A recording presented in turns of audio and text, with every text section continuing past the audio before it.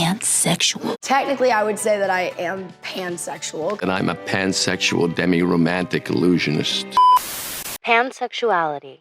We're seeing this identity more and more in film and TV. But what does pansexuality mean? Pansexuality, as opposed to other forms of monosexuality or bisexuality, really is saying that people can have sexual attractions or sexual and romantic attractions to people regardless of gender identity. I like the wine and not the label. It's not about you being a woman or a man, it's about your spirit.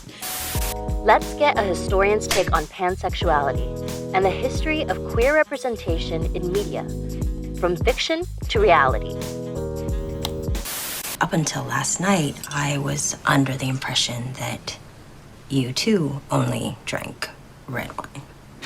But I guess I was wrong. One of the first notable pansexual characters on scripted TV was David on Schitt's Creek.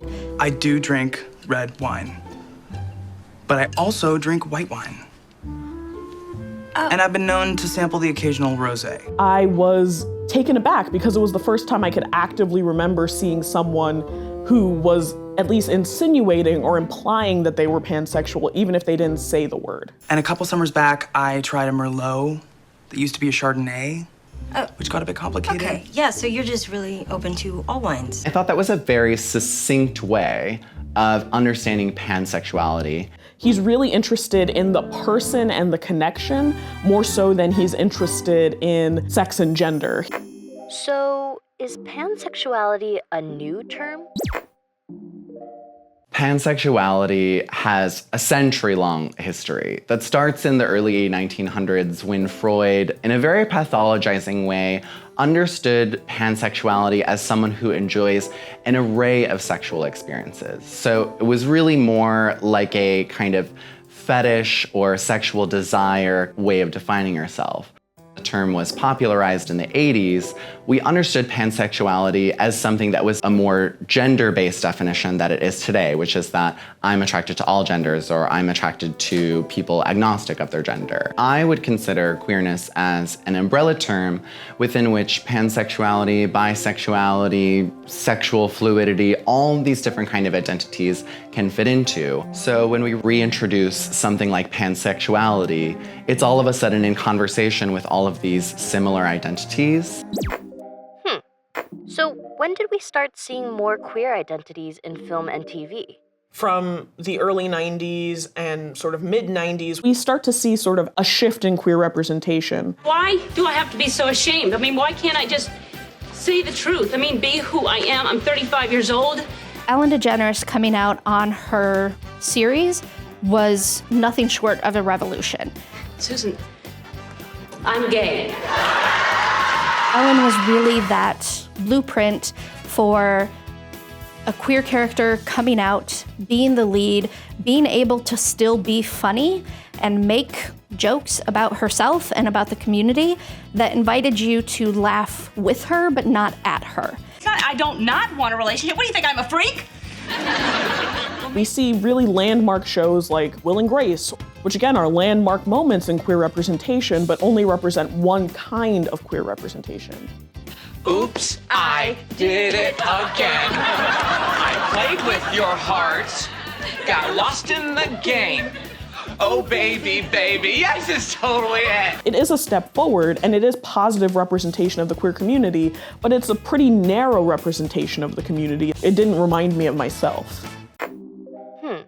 What were some shows that did remind you of yourself? Ricky on My So-Called Life was a really interesting character to me at a very particular age. Like seeing a comet, or just feeling like you're seeing one. Seeing the other person's perfectness. Seeing someone who looked like me, who was a queer person of color, that was experiencing the same thoughts and feelings that I did, made me feel hopeful and made me feel seen in a way that is really hard to explain to someone who maybe doesn't come from a marginalized community. The first time I saw myself on screen, it had to have been him from Powerpuff Girls. There is this villain that is extremely gender nonconforming. The only safe way to refer to this King of Darkness is simply him. And yet the character has a little tutu and has a lot of like kind of femme features, but also has this twisted little beard. Him gave me permission to see all the different facets of my gender and all the different facets of my presentation. The first big bi character that I remember that impacted me was Cali on Grey's Anatomy. She's a colleague, and because she's an attending, and because she's a she. She was the first time that we really saw a bi character who had nuance. There's been kissing, but no touching. And what if I'm not into it? What if I'm horrible at all that stuff? In the same way, when I saw Ricky, I thought, oh, I recognize something here. I think it's important for young people to have that same moment. So, when did queer representation become more inclusive? It wasn't really until later in the 90s and into the 2000s that we started to see more stories about bi people, about trans people, and about LGBTQ people who were also people of color. One of the big moments, I think, was the introduction of Glee in 2009. We were seeing characters who were LGBTQ, but that were also teenagers. I'm gay. I know. Really? I've known since you were 3. I know that was something for me, particularly being from a small Midwest town. Glee was exactly what I related to. If that's who you are, there's nothing I can do about it. And I love you just as much.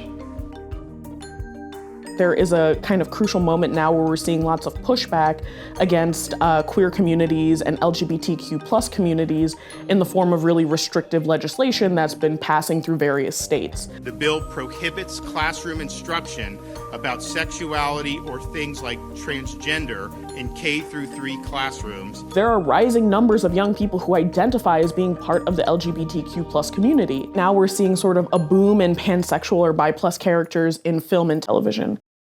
The rise in younger queer communities was what made this moment in TV so revolutionary. I am pansexual. Holy Big Mouth is a really interesting example that introduced a pansexual character, Allie, who's voiced by Ali Wong, and she comes out sort of famously as pansexual. When this character came out as pan, there was some kind of clarification around the difference between pansexuality and bisexuality, which a lot of people disagree about. Pansexual means I'm into boys, girls, and everyone in between. I thought that was bisexual. No, bisexuality is so binary. The main element of the backlash was that there was a definition of bisexuality that basically said, I'm attracted to 2 genders. Okay, it's like some of you borings like tacos, and some of you like burritos. And if you're bisexual, you like tacos and burritos. Within that definition, it was not very trans-inclusive, for lack of a better way of putting it. Bisexuality and pansexuality are not always diametric opposites. And I find that most people that I know that are bi might also identify as pan. And I have friends that identify as pan that might also identify as bi. That might not be true for everyone, but there is clear overlap. I'm saying I like tacos and burritos, and I could be into a taco that was born a burrito, sure, okay, or a burrito that's transitioning into a taco, comprende? What makes Allie's character so special is that she is unapologetically herself. You know, this is who I am, and I don't care what any of y'all think. And that is just not how we're used to seeing queer and trans characters portrayed. Outside of fiction, where else did we see queer and pansexual identity? Unscripted series were often ahead of where scripted series were because those series allowed LGBTQ people to talk in our own words, share our own experiences. So you had really amazing kind of groundbreaking moments in reality TV. Norman didn't really come out and say, you know, I'm bisexual, how do you feel about that? You know, it just sort of surfaced and no one's had any reaction to it at all. It's just great getting to be around him. Well, I will tell you, you're not the only gay guy out here. You? I'm playing a game, yeah. One of the biggest touch points is season 8 of Are You the One on MTV, which is a reality dating series. That season was focused on having cast members who all identified as bi, pan, queer, or fluid. The 8th season of Are You the One is a season of television that made leaps and bounds for people that identify as sexually fluid. It showed us characters who were messy and flawed in the same way that any other season of a reality dating show is, and it wasn't because of their identity. And we all love you and we support you and we believe that you can change and you can change your relationships with people in this house. That is kind of the power of reality TV when it comes to letting us own our narratives. It's important to think about representation not only in the fictional realm of film and television, but also in terms of in real life, who is being represented in the community, who's coming forward, and who's putting a face to this identity. The future of queer and trans representation is multiplicity of perspective. It is as many of these stories that we can see as possible. TV and film and celebrities, yes, it can feel sometimes fluffy or frivolous, but we know it has incredible importance and power to impact people. Thanks for watching Historian's Take. Make sure to like, subscribe, and comment. See you next time.